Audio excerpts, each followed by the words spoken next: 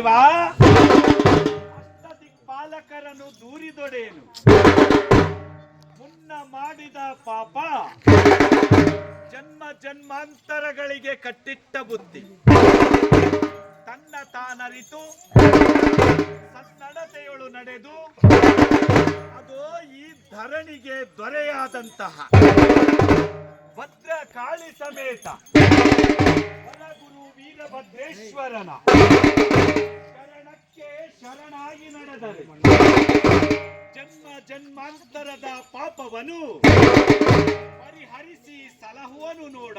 ಹೇ ದೇವಾ, ಭದ್ರ ಕಾಳಿಯ ರಮಣ, ಭದ್ರ ಕಾಳಿಯ ರಮಣ. ಹೇ ಶಂಭುವೆ, ಕರ್ಮ ಎನ್ನುವ ಎರಡಕ್ಷರವು ಎಲುವಿಲ್ಲದ ಈ ನಾಲಿಗೆಯ ಮೇಲೆ ಸರಾಗವಾಗಿ ಬರುವುದಲ್ಲ. ಹೇ ದೇವಾ, ಕೊಳೆತು ಹೋಗುವ ಈ ದೇಹಕ್ಕೆ ಬಣ್ಣದ ಬೆಳಗಿನ ಸಿಂಗಾರ, ಇದು ಮಣ್ಣಲ್ಲಿ ಮಣ್ಣಾಗಿ ಹೋಗುವ ಈ ದೇಹಕ್ಕೆ ಬಂಗಾರದ ಒಡವೆಗಳ ಶೃಂಗಾರ, ಸುಟ್ಟು ಕರಕಲಾಗುವ ಈ ದೇಹಕ್ಕೆ ನಾನು ನನ್ನದು ನನ್ನಿಂದಲೇ ಎನ್ನುವ ಅಹಂಕಾರ. ದೇವ, ಅವನೆಂತಹ ಬಲಶಾಲಿಯಾಗಿರಲಿ, ಅವನೆಂತಹ ಶ್ರೀಮಂತನೇ ಆಗಿರಲಿ, ಅವನೆಂತಹ ಶಿವಭಕ್ತನೇ ಆಗಿರಲಿ, ಕರ್ಮವು ಯಾರನ್ನು ಬಿಡುವುದಿಲ್ಲ.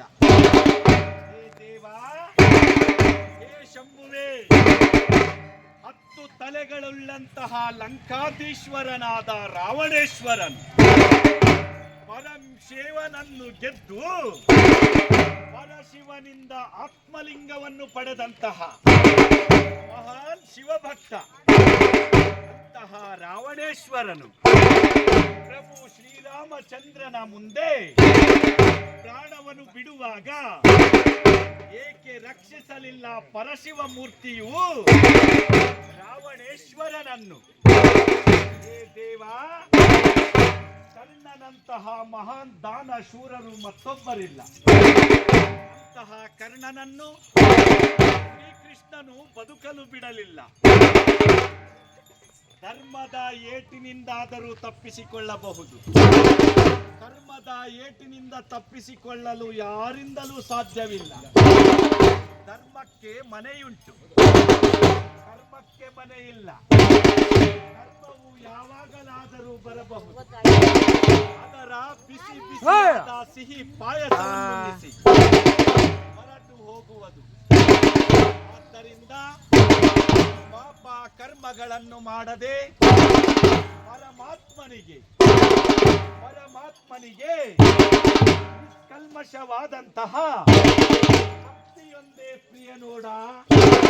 ಭದ್ರಕಾಳಿಯ ರಮಣ, ಒಕ್ಕ ಭಕ್ತರ ಮೇಲೆ ನೀ ಬಹು ಕರುಣನ.